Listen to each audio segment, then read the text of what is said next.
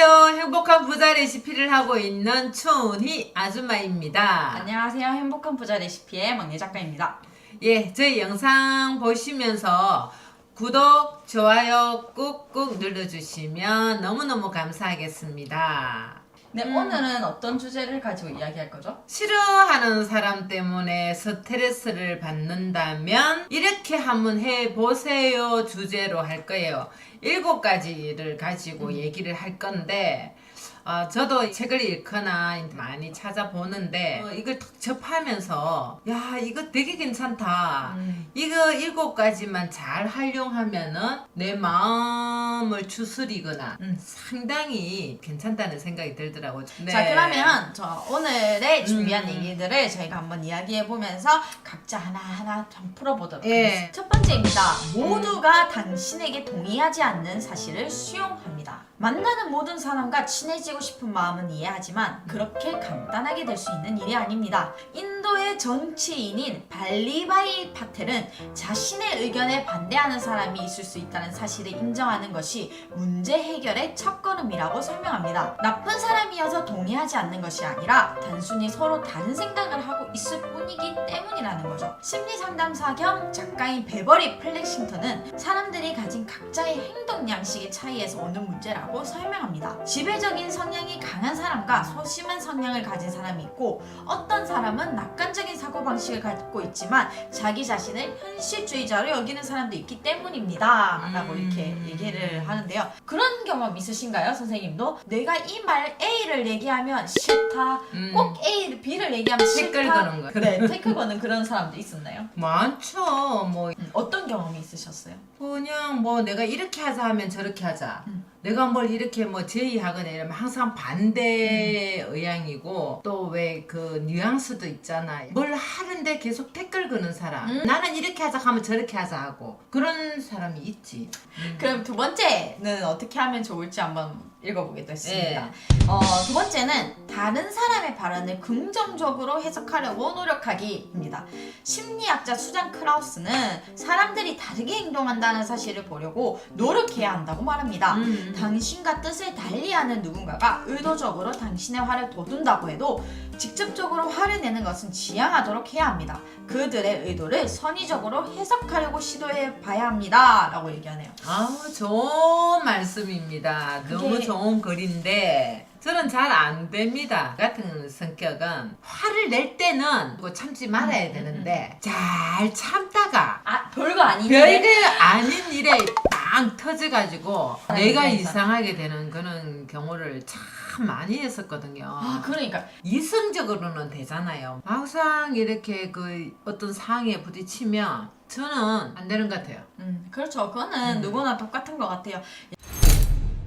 세 번째는 본인의 감정을 감지하기인데요. 결론적으로 상황에 반응하는 통제권을 가진 사람은 본인이기 때문에 파텔은 자신의 감정을 우선순위로 두는 것을 잊지 말라고 강조합니다. 누군가 심기를 건드린다면 싸움을 걸지 않는 선에서 당신이 느끼는 바를 전달해야 합니다. 포인트는 당신이 만나는 모든 사람의 생각에 동의하는지를 떠나서 동등한 수준의 예의를 갖추도록 해야 합니다. 이는 남을 비방하는 일 없이 자신의 뜻을 확고하게 세울 수 있도록 도와줍니다. 라고 얘기하시네요. 여러분은 어떤 방법을 쓰실지도 궁금하네요. 여기 교다님이 저는 둥글둥글게 살아가고 제 감정보다 남의 감정을 더 우선시했는데 이제는 제 감정을 좀 더 중요시하게 생각하려 해요. 배려하고 이해하지만 무작정 상대의 감정보다는요. 그래서 이제 솔직하게 말하고 하려 합니다. 이렇게 얘기하시네요. 예, 솔직하게 얘기를 자꾸 하는 것도 연습을 많이 해야 되더라고요. 그럼 계속해서 한번 네 번째 이야기를 한번 해보겠습니다. 네 번째는 개인적인 감정으로 마음에 담아두지 말기. 당신이 상대방에게 보인 과민 반응만큼 상대방도 당신에게 예민하게 반응하게 됩니다. 상대방이 우스꽝스럽고 비이상적인 반응을 보일지라도 무시하고 팩트에만 주목해보세요. 사람이 아닌 문제에 집중하는 것입니다. 여유가 필요하다고 느껴지거나 화가 난다고 생각하면 타임아웃을 외치면 됩니다. 생각의 경계를 정돈한 후 다시 문제에 집중해보세요. 또한 누군가와 대립을 할 때는 반드시 공격적인 대화가 오고 갈 필요는 없습니다. 나 화법을 사용해서 당신이 어떻게 느껴지는지를 명확하게 전달하는 것을 추천합니다.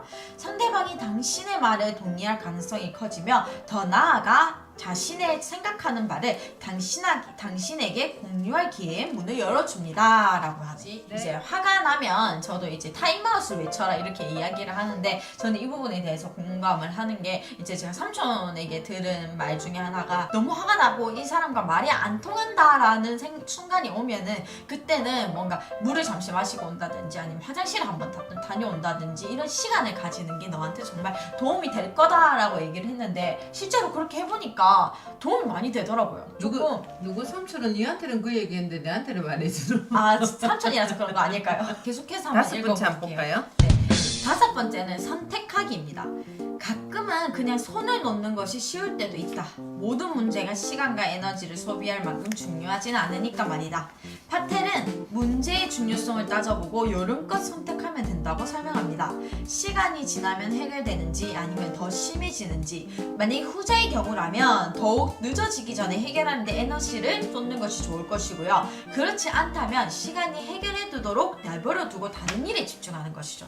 저는 참 많이 일반인들보다 참 어떤 기준선이 항상 뒤에 있어요. 그래서 웬만하게 건드려도 잘 이렇게 반응을 안 하는데 이제 그걸 넘어가게 되면 저는 다 끊어버리거든요. 그래서 끊어진 친구들의 어떤 인간관계들이 있는데 지금에서 생각을 해보면 이제 그때는 너무 요령이 없었던 것 같아요. 이제 연락도 안 하고 그냥 그렇게 지내갔는데 한 번쯤 더 생각을 하는 게 그러지 말고 한 번쯤 더 손을 내밀어 볼걸. 결국에 뭐 1년에 한 번 연락하는 친구도 있고 이런 거 보면서 그때를 보면서 느끼는 게 어차피 1년에 한 번씩 이렇게 겨우 연락을 하고 또 만나고 이렇게 좋아질 거면 그때 한 번 더 내밀고 좀 지냈어도 분명히 또 더 좋은 관계를 계속 유지할 수 있었을 텐데 라는 그런 안타까움을 요즘엔 느껴서 그거를 안 하려고 노력합니다. 이제 이 끊는 방법을 바꿨어요.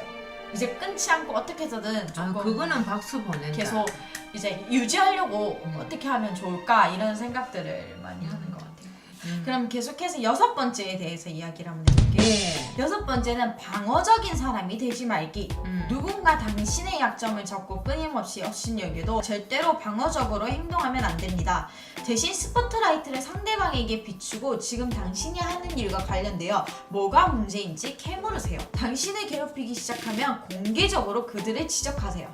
신경학자 베릭 브로가드는 직장 내의 뒷담화와 괴롭히기는 권력을 휘두르는 방법 혹은 다른 사람을 괴롭혀 복종하게 만드는 방법으로 사용될 수 있다고 전합니다. 라고 얘기하는데 저 이거 동감합니다. 저는 옛날에 이제 제가 인생의 철칙이 두 개가 있는데 하나는 거짓말을 하지 않는 거고 두 번째는 뒤에서 남 얘기를 하지 않는다는 건데 왜냐면 내가 다른 사람 얘기를 하면 이 순간에도 그 사람도 내 얘기를 할 수도 있다라는 생각이 들더라고요. 그래서 안 하는데 근데 이제 안 하는 것도 좋은 방법인데 가끔씩은 이것도 필요해요.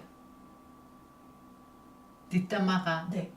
여기도 그렇게 얘기하잖아요. 뒷담화가 필요하다고 가끔씩. 그 말 안 듣는 사람이 있거든요, 꼭. 근데 이 뒷담화는 제가 얘기하는 뒷담화는 팩트에 의거한 뒷담화여야 됩니다.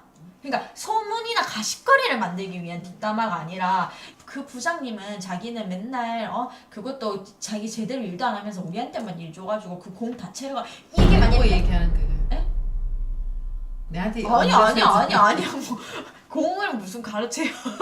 우리가 공생하는 관계잖아요. 그때는 이제 팩트라는 사실이 있잖아요. 그런 팩트의 사실을 의거해서는 내가 다른 사람 얘기하면서 막 그렇더라 이렇게 얘기를 해도 되는데 만약에 그냥 가십거리로 그 사람 결혼한다고 해놓고 남자가 바람 펴서 뭐 어떻게 이런 얘기를 하지 말자 이런 거죠.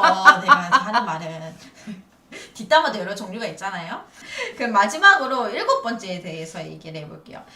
그래서 결론적으로 행복은 나 자신이 스스로 돌봐야 합니다. 타인이 당신의 행복과 성공에 한계를 세우도록 내버려 두면 안 됩니다. 다른 사람이 평이 당신을 괴롭히면 스스로 왜? 라고 물어보세요. 다른 사람들의 불평에 귀를 기울이지 말고 당신이 불안해하는 일에 신경을 집중해보세요. 당신이 성공적으로 해냈던 일들을 되새기고 다른 사람과 자신을 비교하는 일을 그만두도록 합시다. 이렇게 얘기를 하는데요. 지금 막내 작가가 얘기했는 것처럼 행복은 내가 찾는 거잖아요. 법률 변호사님도 늘 그 얘기 하시거든요. 내 행복은 내가 찾는 거지 누가 만들어주는 건 아니라고 얘기를 하세요. 행복이라는 거를 자꾸 찾다 보면은 더 어려워질 수도 있다고 얘기를 하시더라고요. 그러니까 질문을 던질 때도 왜 살았냐고 질문을 던지면 그냥 안 좋으니까 사는 거지. 그건데 어떻게 내가 살 건지는 고민하고 생각을 좀 더 깊이 하고 사색을 해야 된다는 거예요.